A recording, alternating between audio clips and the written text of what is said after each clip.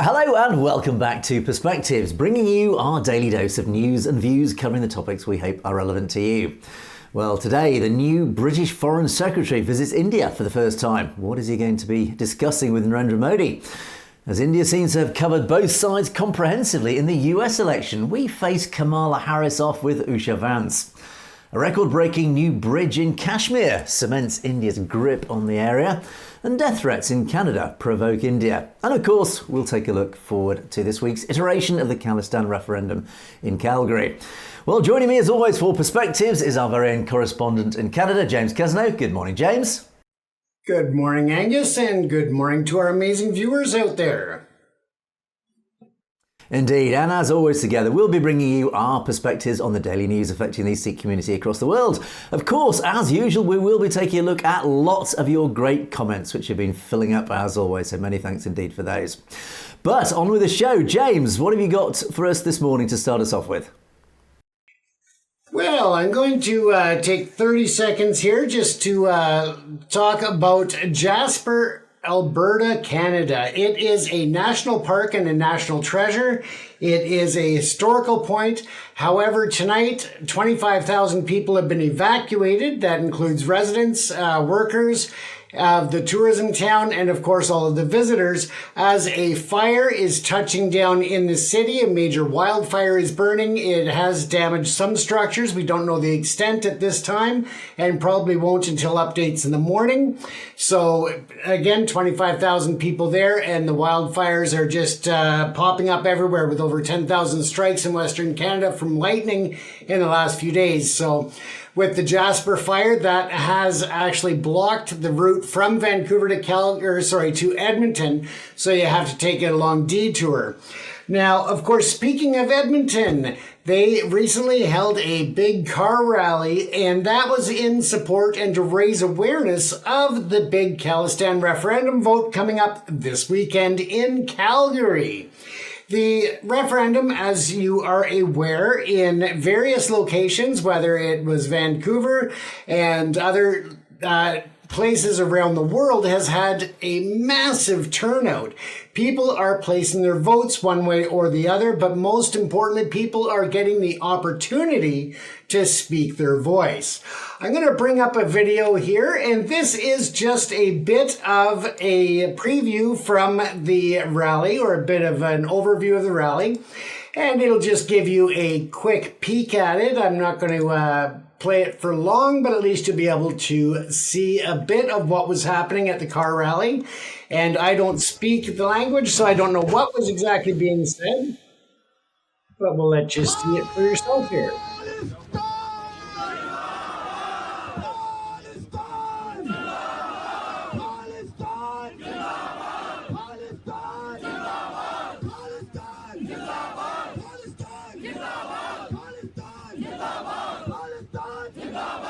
ਹੁਣ ਦੁਨੀਆ ਦੇ ਵਿੱਚ ਹਲਚਲ ਚੱਲ ਰਹੀ ਹੈ, ਦੇਸ਼ ਟੁੱਟਣਗੇ, ਦੇਸ਼ ਬਣਨਗੇ, ਸੋ ਆਪਾਂ ਹੁਣ ਉਹ ਗਲਤੀ ਨਾ ਕਰੀਏ। ਤੁਸੀਂ ਗੁਲਾਮ ਹੋ ਤੇ ਗੁਲਾਮੀ ਲਾਉਣ ਲਈ ਸਾਡੇ ਕੋਲ ਇੱਕੋ ਇੱਕ ਤਰੀਕਾ, ਆਪਣੀ ਵੋਟ ਦਾ ਇਸਤੇਮਾਲ ਕਰਕੇ ਇਹ ਦੱਸ ਦਿਓ ਹਰ ਇੱਕ ਐਡਮਿੰਟਨ 'ਚ ਬੈਠੇ ਹੋਏ ਸਿੱਖਾਂ ਨੂੰ ਘਰਾਂ 'ਚ ਜਾ ਕੇ ਕਿ ਤੁਸੀਂ ਸੋਚਦੇ ਹੋ ਇਸ ਵੋਟ ਨਾਲ ਕੀ ਹੋਣਾ ਹੈ।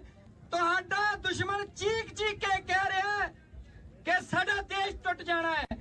And here you can see the lineup of cars that went for over a mile, just hundreds of vehicles sporting the Khalistan flag, and again supporting the referendum coming up this weekend in Calgary. Now, Edmonton, for those who are not aware, Calgary is about a 3.5 hour drive. If you're driving, it's a short flight if you're taking a plane there. So I do anticipate a lot of people from Edmonton arriving in Calgary. And again, it's going to have some impact by the wildfires that are burning throughout the province. You can see a lot of smoke there, even on the last weekend there. From the wildfires there. So I think that'll have some impact, but not a great impact on the turnout. Very minimal, I think it'll impact the turnout. I'm just waiting for my production schedule because, as you know, Angus, I've been working on several different TV and screening projects lately. So I'm just waiting to find out. I'm hoping to make it to Calgary this weekend to be there in person as the referendum happens and to talk to people that are there. So if you're a viewer and you're going to be in Calgary, by all means, send us a message, and by all means, you can do private message or email as well if you want me to reach out when I'm there. And if you've got something to say on camera, by all means, I'd be happy to speak with you. Or if you just want to say hello while I'm in the area. Other than that, I think that it's going to be a massive turnout on the 28th for the referendum. Again, it is in Calgary. It's a non-binding referendum. So really, India is showing, as Angus put it the other night, their insecurities in being so upset that Canada is allowing this referendum to happen. And again, it's non-binding. It is also not going to change anything for the Modi government. So really, what do they have to fear by just supporting the right for people when they claim to be such a democracy to have that vote and to speak their minds? What do you think, Angus? Think it'll be a good turnout this weekend? Yeah, I do. And I think one thing that strikes me every time that we have another iteration of this referendum, and it has been going on for quite some time now, all the footage that we see of every turnout, it's full of yellow Khalistani flags. The crowds are massive. The turnout is massive. And what I really like to see in all these crowds is this passion, this motivation. I mean, even just that video that you just showed just there, James, you can see the passion of the people shouting, chanting, singing, talking, speaking. It's very clear. Politics generally is a very dry and boring subject on many levels, and most people in the public and in every country. Politics. Yeah, absolutely. It's a human thing. It's not just it's not exclusive to any one element or niche in life. Basically, human beings on the whole are generally turned off by politics. It's boring. But what I do notice about this whole Khalistan referendum is how it has motivated even just ordinary people, men, women, children, people of all ages are turning out to these referenda. They're excited, they're passionate to cast their vote because they care so deeply about this one topic. And when we hear from India, oh, it's just a fringe element of extremists, clearly it is not. These people that we see time and time again that turn up for these referenda are just ordinary people from every background, united by one single thing, and they are deeply passionate. They want their voice to be heard, and it's profoundly moving to see this. This is politics at its finest. This is democracy at its finest. And just one thing that made me laugh there was this is politics in the 21st century. I saw somebody standing there with a QR code. I mean, I don't even know what that means, but clearly it's obviously linked to the referendum. So democracy has evolved. It has moved on. It is in the 21st century, and this is how democracy works. It is the voice of the people, and if it is suppressed, if it is buried, if it is not allowed to extend that voice as has been done so in India, then it will always, it's like trying to squash a balloon beneath your fingers. It will always pop out somewhere. You cannot suppress democracy. It always wins in the end, no matter what.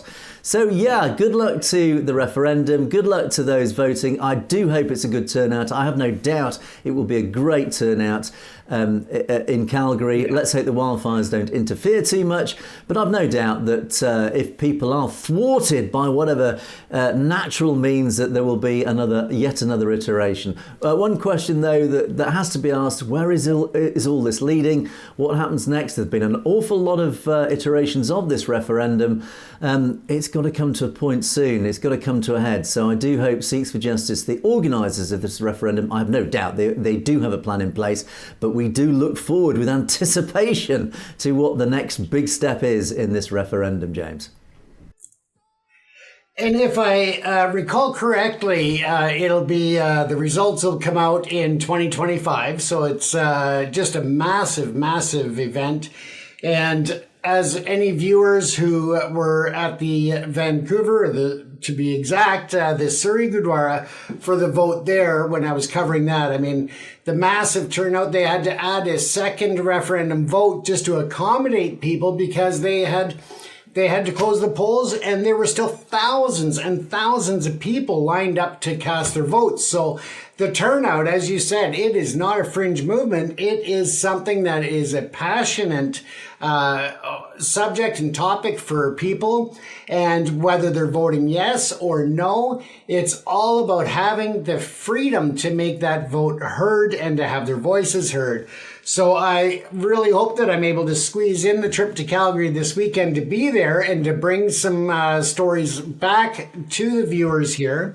And yeah, it's going to be exciting because I know that they treated me like gold at the Surrey Gurdwara. They were just so welcoming to everybody, not just journalists and reporters, but just anybody that came by to find out what was going on, passing by, and they're just...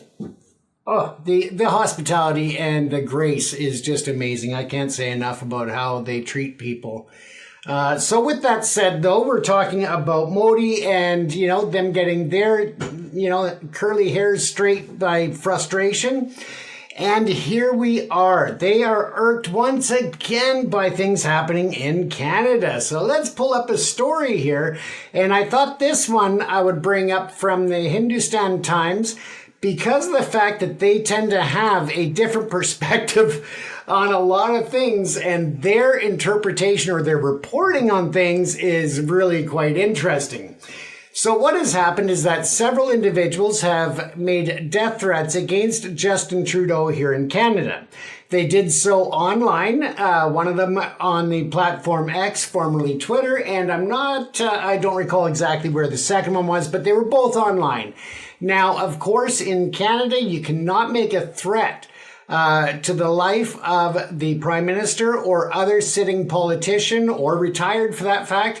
You cannot threaten the lives of politicians. And that is going to be something that is dealt with through CSIS and the Royal Canadian Mounted Police at a federal level. Now, the reason why India is all upset is because, of course, we know that with certain protests and certain events, there's been the effigy of Modi being hung or being killed and things which, of course, in public, I understand why they would be upset by that. I also understand why some residents that were passing by these events were a little upset because they didn't understand what was going on, for one. And number two, they saw signage with the guns on it, but what they didn't see is that the guns are actually bent at the barrel, and they've got ties or clothes pegs and things on it. And it's trying to get the voice or opinion across to stop violence, to stop the shootings, to stop, all of that. So I think that's where a big misunderstanding comes when they see these different signs and such. But again, the effigy of Modi, that again was something that people were upset about, including the government of India. And now they're saying that it's a double standard, that you cannot threaten the Canadian Prime Minister or Canadian politicians. But if you're in Canada, you can make threats against other politicians or official representatives, such as council members and so forth. So again, it's a touchy subject, but again, Canada does have laws about uttering threats, whether that is to cause harm or to cause death. So that is something that they do take seriously, the RCMP and CSIS, especially when it comes to consulate members and representatives of foreign countries. So for whatever reason, of course, with the effigies, that is still covered under free speech. It is not a direct threat. And that's what the difference being, is that it has to be a direct threat and a credible threat where there's potential for them actually following through on it. And those are just different areas that the Crown prosecutor would have to really be able to prove in a court of law. So the investigation, I can guarantee that as it happened and as it moved forward, even if no charges were laid, the individuals involved where they could track them were definitely spoken to, and they have been put on notice that they are being watched. and that there is an open investigation. So if something should happen, of course, the RCMP and CSIS would respond accordingly. So once again, this is just a lot of things that come up. There was even on social media the other day an announcement of Jagmeet Singh's death, which of course he's not dead. It was just another clickbait going on online. So you also have to separate what is fake news, what is fake media, what is just garbage that people are posting to get attention, to get clicks, to get their, algorithms up. So again, it's up to the police to decide what is a credible threat, what is a realistic threat, and what is covered under free speech. And that's what has India's feathers in a ruffle, is that they feel that more action should have been taken to go after the individuals that participated with the effigies or with the threats towards the different diplomats and political people from India, whether they were in Canada or, again, sitting in India. They just felt that more should have been done on that end. And again, the police don't typically in Canada release information about ongoing investigations. And sometimes it does take a long time for them to get to a point of making charges and proceeding if they feel that is in line with the threats. And also in most jurisdictions, it has to be approved by the Crown prosecution, whether or not they see a case there that is worth taking before a judge or a jury. So again, they're just pushing on that narrative that it is a double standard, and that I hope clarifies the difference between the threats that were made against Trudeau and the sitting politicians versus, an effigy or other, idle threats versus realistic threats. So that's probably a lot similar, I would think, to what you have in terms of the law in the UK, given that our law is based on the British principle of law, and the British court system and so forth. Yeah, it is, and I think that this story is another classic example of the Indian media at its finest. If we just dig down into the actual facts here, it very clearly no offence has been committed by the Khalistani side. Yeah. Whereas these gentlemen who have been charged for death threats against Trudeau and other politicians, clearly an offence has been committed. They've made very clear death threats, and the full force of the law is being poured upon them, which is rightly so. And of course, Indian media have seen, what about all the death threats about Modi, death threats against Indians, etc., and all these offensive effigies that have been shown up everywhere? Well, actually, if there were genuine death threats against any person, certainly within Canada, they would be charged by the RCMP. It's absolutely black and white. There are no double standards at operation here. In reality, of course, no offence has been committed. This is, unfortunately for India, this is the right of free speech. You have the right to offend. You have the right to be offensive. You have the right to be distasteful. You have the right to display an image of a Kalashnikov or a blade, a sword, any weapon. You can display an image of it. It is not a criminal offence unless you are actually inciting violence or you're directly threatening the life of an individual. You are not breaking the law. That falls under the rules of free speech, which India has a terrible problem trying to understand, and I think deliberately so. Let's be honest. It's mischief, and this again is the Indian media knowing full well actually it does fall under the Western democratic right of free speech, but they're just stirring the pot. Now, Western law is black and white. It's very clear. And of course, this is the Indian media wading in, trying to muddy and grey that black and white. They're trying to blur the lines because, of course, they're preaching to the gallery. They're playing to their gallery. They're playing to their audience. They know what their audience want to hear and read and see, and they're playing to that. They are the cheerleaders of the Indian government. They are the cheerleaders of Narendra Modi, and they just enjoy creating this mischievous thing. So, of course, this is the Hindustan Times doing what it does best. And the simple answer to this is, if you believe that a criminal offence has been committed and the RCMP are not doing their job, there are legal recourses to change that. And of course, like in the UK, I'm absolutely sure that Canada, well, I know Canada has a civil law that allows any individual who feels damaged by this, they have a right of legal recourse through civil proceedings. Now, nobody will go to prison over that, but they will be fined. And you will receive recompense, financial compensation. So again, if you believe an offence has been committed, you have the right of legal recourse. Why aren't you doing it? Because no offence has been committed. So yeah, James, I say this is a great story, because I think it just very simply illustrates how mischievous the Indian media is in creating stories that actually are not there. And it does make me laugh. And let's be realistic. If the shoe was on the other foot, where somebody in India had an effigy of Trudeau hanging or something, I mean, come on. Do you really think that Modi is going to act on that, even though they don't invite free speech as much as we do in the West? You know, do you really think that he's going to get more than a chuckle out of it? I mean, he himself is probably going to just kind of look and go, well, I know it's not a credible threat for the most part. So, yeah, it is. You know, yeah, it's the kettle, you know.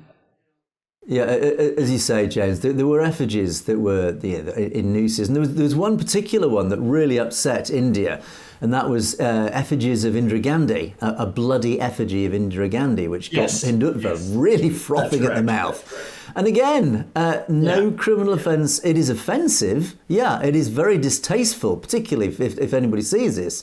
It is an offensive and distasteful thing. Yeah. But let me throw that back as what Indira Gandhi did to the Sikh community was more than offensive. It was carnage. It was massacre. It was genocide, as actually recognised even by India itself. So unfortunately, this is, when crimes like that on that scale are committed, don't be surprised if it reverberates through the generations and it keeps coming back to haunt you.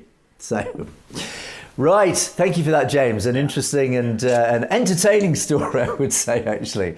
But let's move on and let's stay in the arena of politics, and this time British politics. We have the British Foreign Secretary. We have a new Labour government.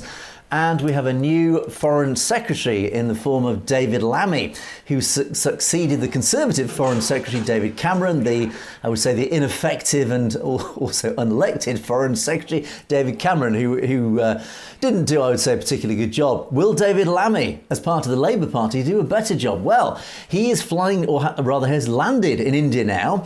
He is meeting his counterparts in India for the first official visit of the current administration to India. It is a 4-day visit, and it's been termed as a visit to reset economic, domestic and security ties. It is the first high-level tour to the country by this government, and Mr. Lammy is said, or at least there is an official statement from his office, the British Foreign Office, to say that the aim of this visit is to unlock the full potential of the UK-India partnership and reinforce the commitment to securing free trade agreements, an FTA, which has hit a roadblock as negotiations have dragged on for 2 years. So the visit is hoped to push this FTA negotiation forward to double trade between our countries to £86 billion by 2030. This deal does remain frozen in its final stages after 14 rounds of talks under the last Conservative government. Now, Mr. Lammy, he will meet his counterparts in India. That includes Mr. Jaishankar and the Commerce Minister Piyush Goyal. He's also probably going to meet Narendra Modi himself, although that hasn't yet been confirmed.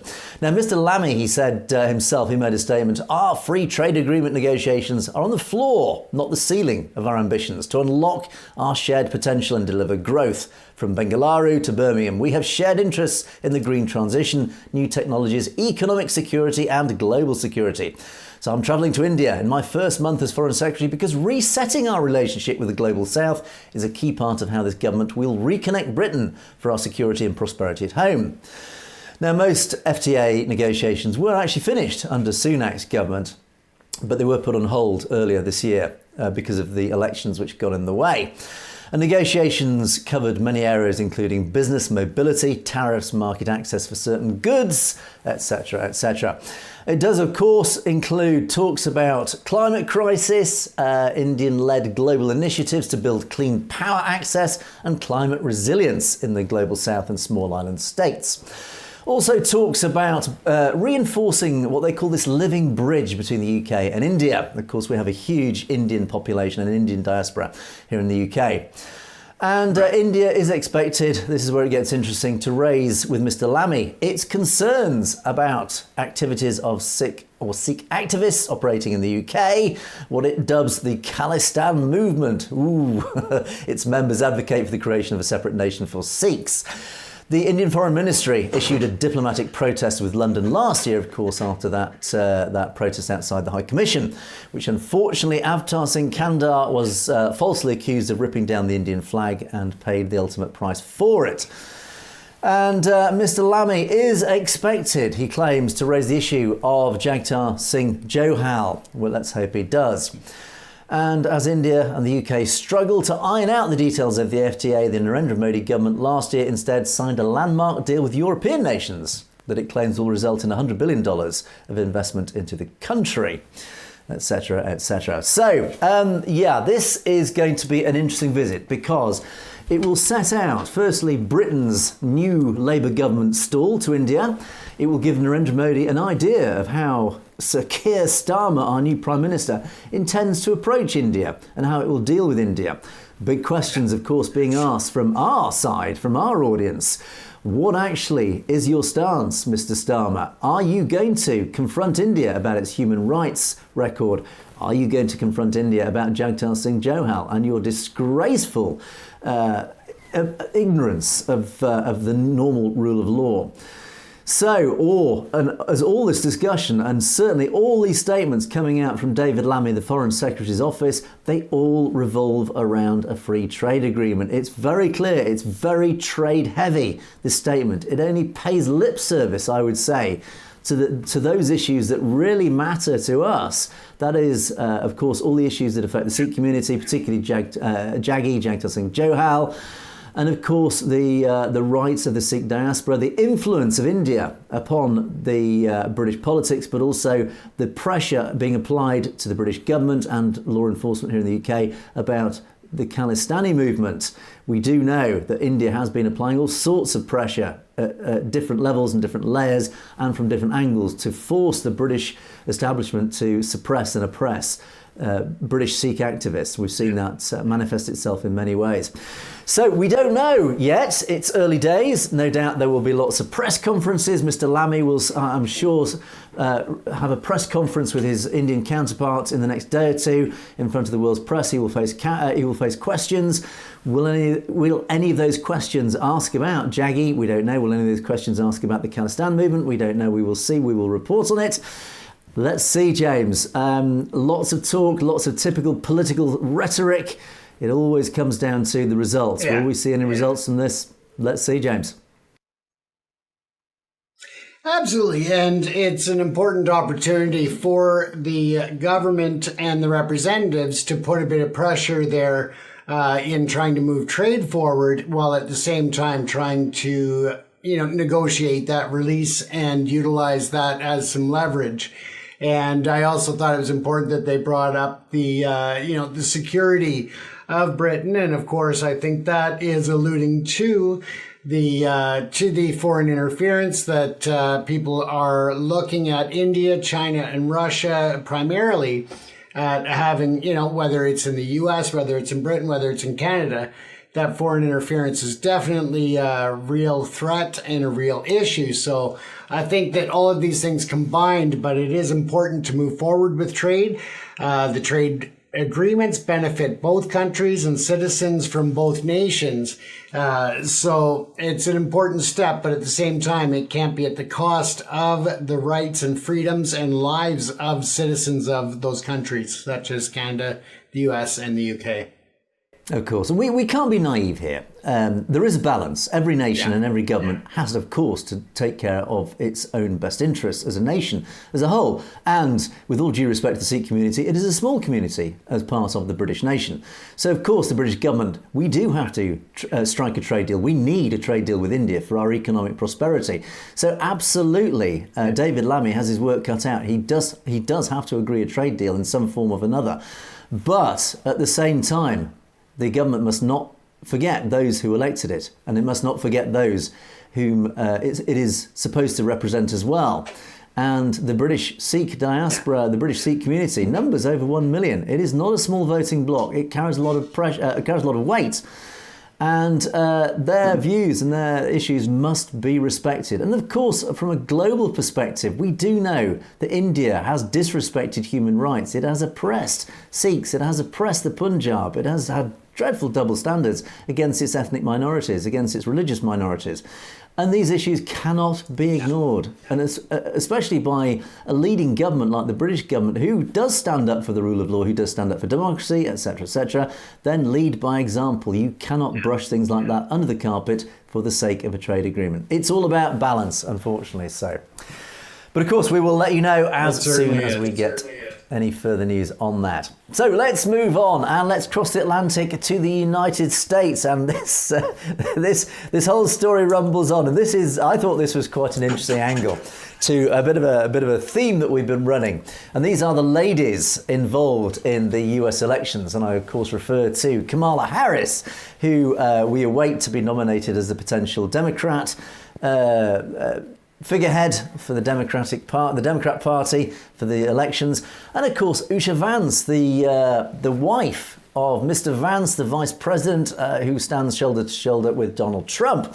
Both of these ladies have strong connections, have their heritage back in India, and I thought it was very interesting to see in India on the press wires that there are, and I will share videos here of 2 separate villages in India that are separately praying for each of these ladies. And of course, this is relevant here because their Indian heritage will no doubt impact and influence their own personal agendas. Now, how deep that impact and that influence is remains in question. We don't know.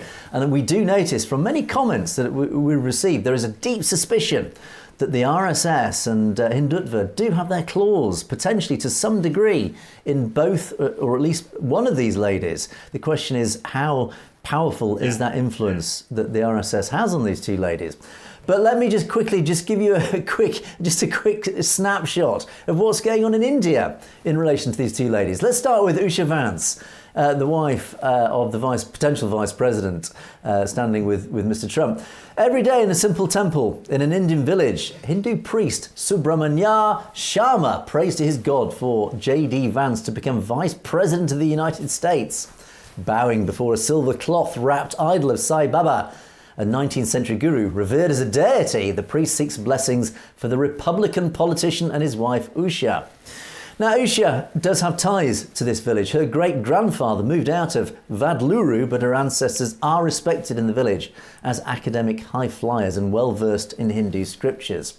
Her father, Chilukuri Radhakrishnan, excuse my pronunciation, he's a PhD holder, was brought up in Chennai and went on to study in the US. And he returned to India before the couple moved back across the Pacific, and Usha was brought up in San Diego.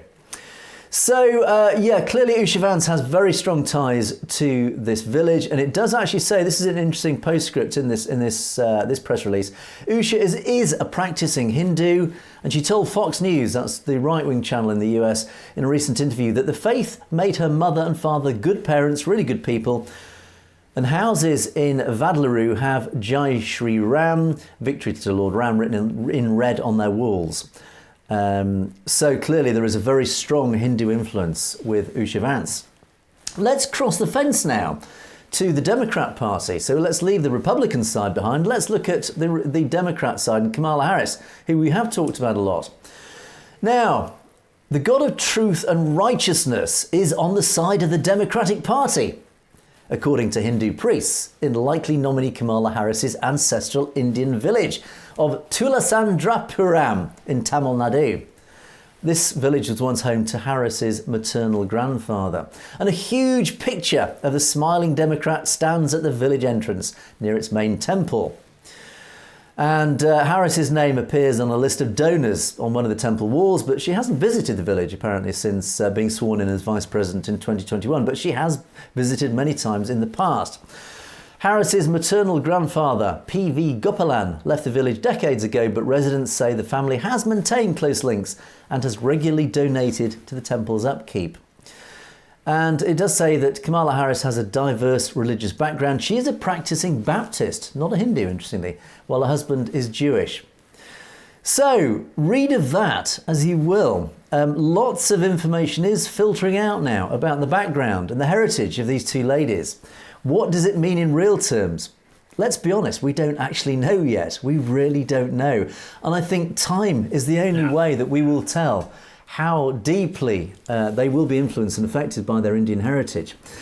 And certainly getting a flavour of comments from our audience, there is a deep suspicion, certainly of Kamala Harris and her potential connections to the RSS. There is, even from the Hindutva side, in the right-wing social media, there is almost celebration and glee saying the RSS have infiltrated US politics to such a deep level that now both sides of the fence, both the Republican Party and the Democrat Party, are both heavily infiltrated by RSS stooges, agents, whatever you want to call them. It's very hard to call this, James. I don't know, other than we can only set out the evidence. I think the proof will be over time. Let's see what the results are. Let's see how much India has an influence on US politics going forward. It's going to be an interesting few years. It definitely is. And, at the same time, Angus, we've been accused of being under the thumb of the RSS and also of being bots. So, again, we've got to look at who's actually making these accusations, and we don't know who they are. We don't know anything about them. So, it is what it is, but we are definitely not bots. As I said last night, I would have chosen a much better looking one. Indeed. And we will, I can promise you, we will talk about this further later in the show when we come onto the comments section. We've got a cracking comment that we will talk about later on. So let us move on to my final story, and this is an interesting one from many perspectives, moving slightly away from politics, but of course politics are never far behind. But I like this story because it, just from a purely engineering perspective, it is a fascinating story. And this is the story of a new bridge, a new railway bridge that has been built up in Kashmir, leading up to Ladakh. It is an amazing achievement from a purely engineering and architectural point of view. It's a newly finished bridge that cost $24 million. It is a 1,315 metre long steel and concrete bridge connecting two mountains with a single arch of 359 metres above the Chenab River. And it will soon help India entrench more control over Kashmir. But of course it does meet a rising strategic threat that's coming from just over the border in China. Now, the Chenab Rail Bridge, as it's called, is the highest of its kind in the world. It's been hailed as a feat of engineering linking the restive Kashmir Valley to the vast Indian plains by train for the first time. But unsurprisingly, its completion has sparked some concerns because it has helped the deployment of more than 500,000 soldiers, Indian soldiers, into the region. It does bring with it all sorts of potential implications, but it does have massive strategic benefits for many reasons. And I'll come on to this because this actually does have relevance to our audience. And now General Deepindra Singh Hooda has stated that the train to Kashmir will be pivotal in peace and in wartime. And this new bridge will, quote, according to a politics professor in the Central University of Kashmir, he says the new bridge will facilitate the movement of army personnel coming and going in larger numbers than was previously possible. But as well as soldiers, the bridge will facilitate movements of ordinary people and goods. Now, this has created some unease amongst many in Kashmir who believe easier access will then bring a surge of outsiders coming in to buy land and to settle there in Kashmir. This is where it starts getting, there is this a slightly darker agenda to it. Because, of course, previously tight rules that were put in place by Narendra Modi's BJP, those tight rules on land ownership have been lifted. And this brings back this whole story, this whole agenda about dilution of indigenous people, bringing in outsiders to dilute the voice of the local people. And a local historian, Siddiq Wahid, has said, if the intent is to browbeat the Kashmiri consciousness of its linguistic, cultural and intellectual identity, or to put muscular nationalism on display, the impact of this bridge will be negative. Yeah, so there is a potential another agenda here. But the bridge itself will revolutionise logistics in Ladakh, this deeply strategic part of northwestern India. This part that does abut China, this part that has become so strategically important to this whole region in buttressing the threat from the north, from China. And everything from a needle to the biggest military equipment has to be sent by road and stocked up in Ladakh for 6 months every year before the roads close for winter. This is why this bridge is suddenly so important, this rail bridge, because it does mean now that supplies, logistics can be sent to that border area any time of the year, throughout the year, rather than just in advance, 6 months in advance. So the project will buttress several other road tunnel projects underway that will connect Kashmir and Ladakh.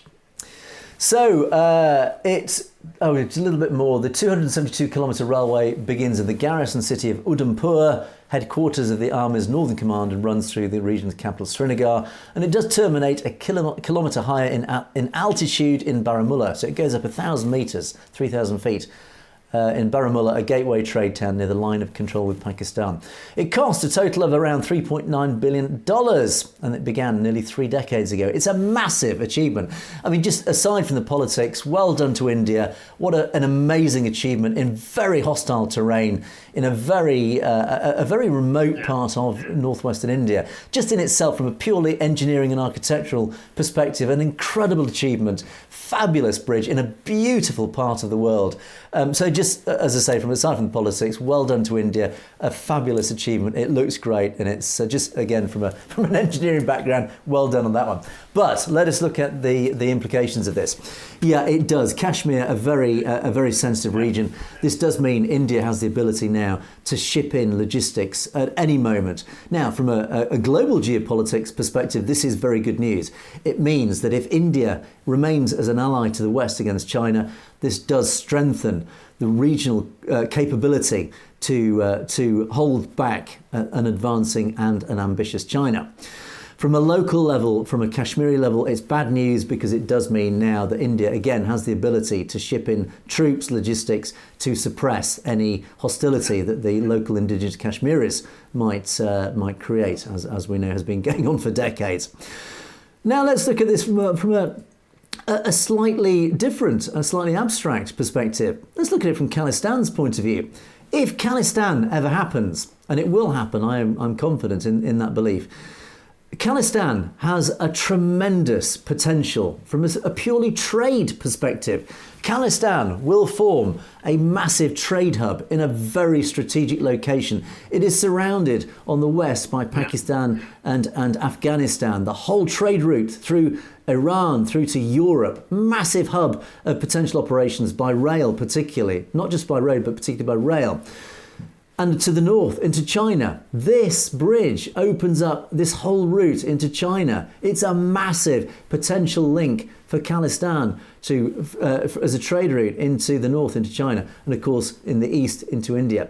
So this is potentially not a bad thing. In the short term, yeah, there is an agenda here. But in the long term, you look strategically, any improvement on logistics, any improvement on infrastructure, as this massively is, it will have a potential massive positive benefit for Khalistan. So we have to look 10 steps forward on this as well. It's not all just bad news. It does have a strategic interest for Khalistan as well, James. So yeah, I like this story for many different reasons. Oh, and it is an amazing structure. I'm still stuck on how they got it built for $24 million when, there's homes in Vancouver that cost that much, let alone a beautiful, massive bridge. Right. Indeed. How true. Okay, let us move on to the comments section. We have a massive comments section today, and we will zip through it quickly just to try and stay ahead of the clock. So, Guvi Yulg has once again commented. This person has been a regular and a very good commenter over the last few days. Thank you for these comments. They've all been very, very considered, very interesting comments. And there's been a bit of an ongoing debate between Guvi Yulg and Manveer Singh, and I've had to cut out many comments and try to shorten it down to just two, sadly, much as I would love to cover the whole discussion between you. But Guvi Yulg, one of your earlier comments, said, not an interesting position at all. Most people don't care about politics and will give their vote for a bottle of whiskey. Come to the Punjab and you'll see the truth. We have more pressing matters, like how we will feed our family. And this is a good comment, and I have to credit this comment, because it does raise, actually, James, what we said earlier. Most people just don't care about politics. They just care about putting food on the table. They care about keeping a roof over their heads. Their lives, they have more powerful pressures in their life than caring about politics. That is true to some degree, and I think that is a very good point. But it's not strictly true as well, because, of course, a lot of people do care about politics. In all honesty, Angus, but in all honesty, it would depend on the type of whiskey. Well, there is that. There is absolutely that. Now, Manveer Singh, who's been continuing this debate and made very great comments. Brother, just so you know, I've visited Punjab many times over the last 20-odd years. There may be truth in your statement about people not caring. However, I think you're being a little disparaging towards those who are attempting to change things. And I think this follows what I've just said. And those who do care about it to a greater degree. Several years back, he wrote about this topic, running his thesis. Have you thought about the reasons behind the lack of economic progress, the massive drug issues, the cancer? Even you must not acknowledge the genocide which taken place. And of course, the Punjab has been subjected to the most terrible incidents and events over the last few decades. It is almost impossible, I suspect, being a resident, an indigenous person in Punjab, not to have been affected by what's happened over the last 40, 50, even 70 years in the Punjab. So, of course, your life is going to be affected by these massive things. And, of course, the drugs issue, it is affecting the young generation in such a deep degree. So, once again, this is why Amritpal Singh was so successfully in the election. It was because he highlighted this very one thing, this very fact about the dreadful drug problem in the Punjab. And then Manveer finishes off his comment, may Waheguru bless you with strength and understanding. I don't see the point of continuing because, you're not going to agree. Thank you for that very polite and respectful sign-off. So well done to you two. A very interesting debate. I do hope our audience enjoyed that discussion between those two. Jupiter says, before 1947, there were many Sikhs in the British Army who were sent to China to fight. Even the British Army fought with the Afghans. The Sikhs used to sacrifice their lives at the Second World War, etc., etc. But as a result of all that loyalty and that dedication that the Sikhs showed to the British and the British Army, they were essentially betrayed, as this comment said. Their homeland was divided between Pakistan and India. And of course, it was divided again by India once more. Sikhs became homeless. And actually, contrary to what Guvi Yulg said yesterday, where he could travel across India unmolested and unchallenged and safely, Jupiter says actually people from other states roam freely in Punjab, but the other way around, Sikhs go to any other corner of India, they are targeted. So this actually contradicts that. I don't know. I've not travelled as a Sikh around India, but it's interesting that there is this completely opposite point of view, saying that this person is a Sikh. You can't travel around India without fear of attack. So, interesting perspectives. Let's go on to our next set of comments, and I'm rushing through these because again we're up against the clock. Jasleen, one of our regulars, brilliant programme. Well, thank you very much for the comment. With regard to a Hindu wife of a Republican candidate, might not be very kindly towards the Sikh cause. And of course, we're coming back again to the ladies in the election. I might be too sceptical, but as they say, once bitten, twice shy. Of course, being a Sikh, we've experienced Hindu betrayal for decades. So excuse me if we don't trust all Hindus blindly. Yeah, this is a good point. It's very easy for us, James, to pass judgment. We haven't been subject to this betrayal that the Sikh community and of course Punjabis themselves have been subjected to over and over and over again. And we do talk about it on a regular basis, this continuing betrayal of Sikhs by the Indian government, the Indian state, and not just the Indian state, the British state and other people have betrayed. There is this theme of betrayal. So absolutely, no, I respect your point of view here. Of course, you are once bitten, twice shy. I remember in previous posts, both yourself and James said that not all Hindus are bad and that a lot of people in India are lovely. True, I want to sincerely believe that. But of course, she's saying, no disrespect, but truth can be rude. Yeah, fair point. Absolutely fair point. I think we try to err on, we always give the benefit of the doubt to these people. And I still remain steadfast in my hope and belief that the majority of Hindus are actually decent, kind people. And I know this because I've known Hindus. And actually, I've had Hindu friends. But of course, I am not speaking from your perspective. And of course, you have experienced the other side of this. And yeah, absolutely, James. I think we do feel and we empathise deeply with what people like this commenter has suffered. Absolutely. And I'm always an optimist and I always look for the best in people, no matter where they're from or no matter what their background, religious beliefs. So, I like to believe that, there's good in everybody. So I'm there too. I'm an optimist. So. Yeah, I think we'll try our best to stay optimistic on this one. Truth Seeker, I'm keeping my fingers crossed that I'm wrong. But I'm sorry, Angus, I feel you're not correct about Trump being a human rights defender or a friend of Sikhs. Last time around when Trump was the president, he was buddy-buddy with Modi, most likely backdoor deals on building hotels in India. Hoping for Trump to win because they're betting on him to stop the Panoon Gupta assassination attempt investigation, also start deporting Sikhs in India deemed as terrorists. Yeah, a good point, actually, and I think it's a good point well made. And I think I'd forgotten this, and I almost put this to one side. Donald Trump is unpredictable, and I have said that on several occasions. And I think you're right to point this out. I have actually forgotten one side of Donald Trump's character. He is still a businessman at heart. He's not really a politician, he's a businessman. And I think in many ironic ways, that's what makes him such a great politician, because he sees the United States essentially as a business, and that actually is no bad thing. And it is likely that he will see India as just another market for his business, for his company, the United States of America, PLC or LLC. And I think it is likely that Donald Trump will look for opportunities to extend American business in India. Now, the big question here is, and this is where I don't know if we'll agree or disagree, will Donald Trump, in that desire to do business with India, will he trump, to use the pun, will he trump human rights? Will he look for the dollar above human rights and those of the Sikh diaspora in America? I don't know, again, is the answer.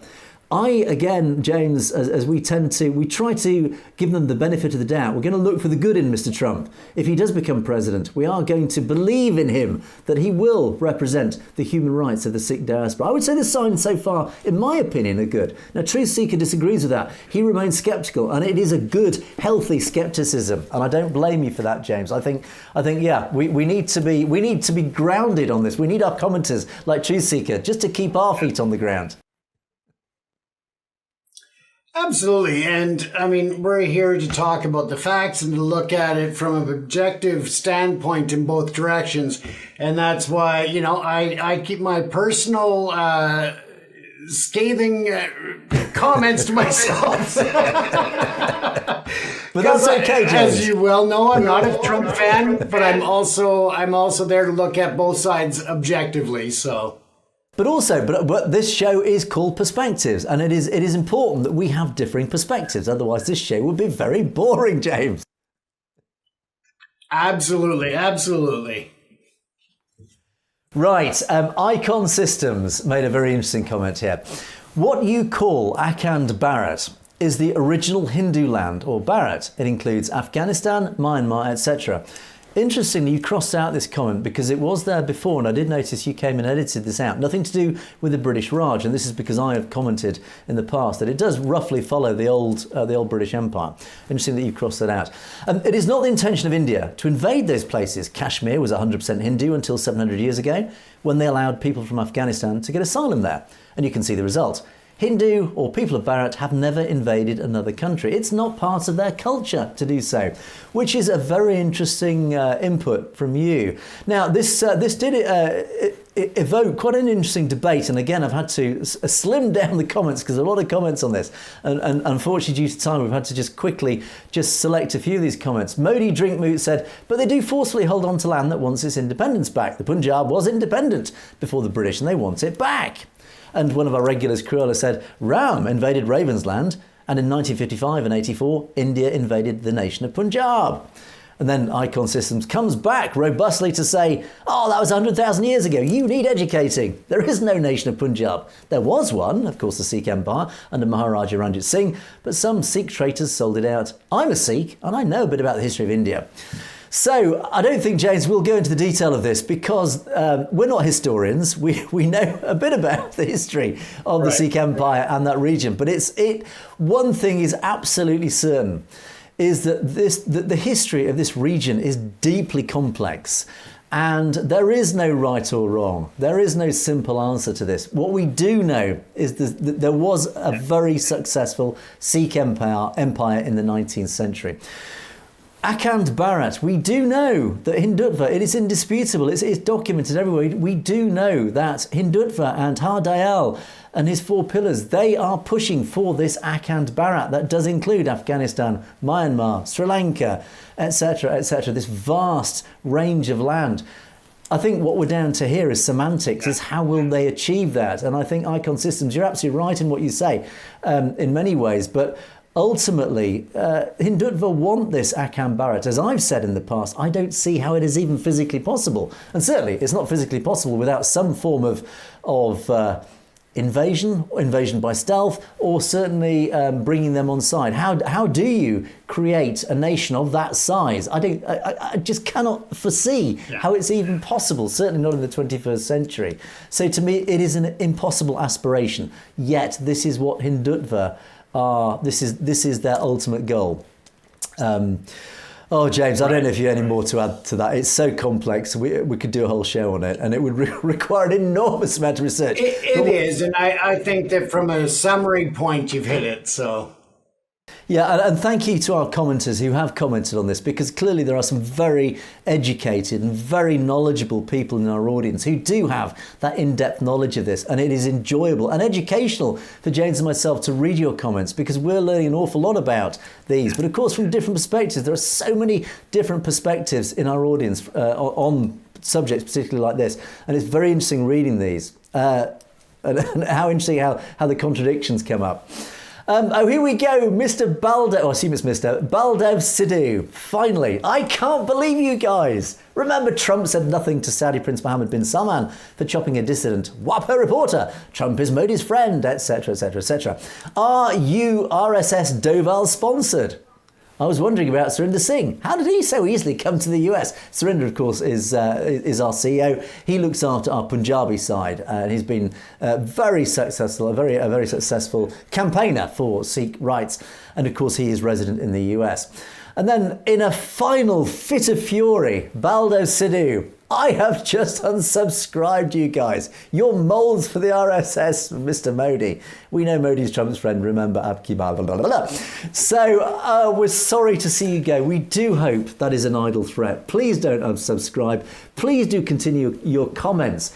Criticise us. Your points are valid. If you believe Trump is more associated with Modi, that is a perfectly valid comment to make. That is a perfectly justifiable belief to have. You can justify it, and you have justified it. So that doesn't mean you have to storm off in a tantrum. Please come back, talk to us. If we agree or if we disagree, it doesn't matter. It's just great fun to debate these points with you. So, thank you. And finally, our good old friend Govt has made this comment. Just before you move on there, Angus, yes. if it was a true point, I think we would not be banned in India. They would allow us to air our show there. Absolutely right. And I think, let's be honest, I am too afraid to get on an aircraft to fly to India, because I am afraid I will be arrested the moment I get off the plane when I land in India. So if I am an RSS plant, well, I'm going about it in a very bad way. So, final comment to wrap up the show. So our final comment to wrap things up from our old friend Govt. Thanks for sharing Sikh-based news. It is our pleasure. I like and comment because it helps the algorithms. Indeed it does, and for that we are very appreciative to you and to every single one of our commenters, and of course to every one of our audience members. Thank you so much for watching us and supporting us, as we've said on many occasions. We really do appreciate it. It helps keeping us going, and it helps it keeps us on the straight and narrow as well. It educates us in turn to pass on the message of the truth to you, our audience. But there we are, actually on time for once, I believe, James. We must wrap things up. But you have been watching Perspectives. Please don't forget to keep those comments coming in. And we have been receiving them by the bucketful. We do appreciate them. We do read them, as you know, and we do love talking about them at the end of our show. So keep those coming in. Don't forget, of course, you can message us directly at message@satellage.tv.com on any news items that you'd like us to cover and for us to highlight. But in the meantime, thank you for watching so much from us, both of us. It's goodbye from me. And it's a goodbye from James. Take care, everyone. Stay safe. You have been watching Perspectives. We will see you next time.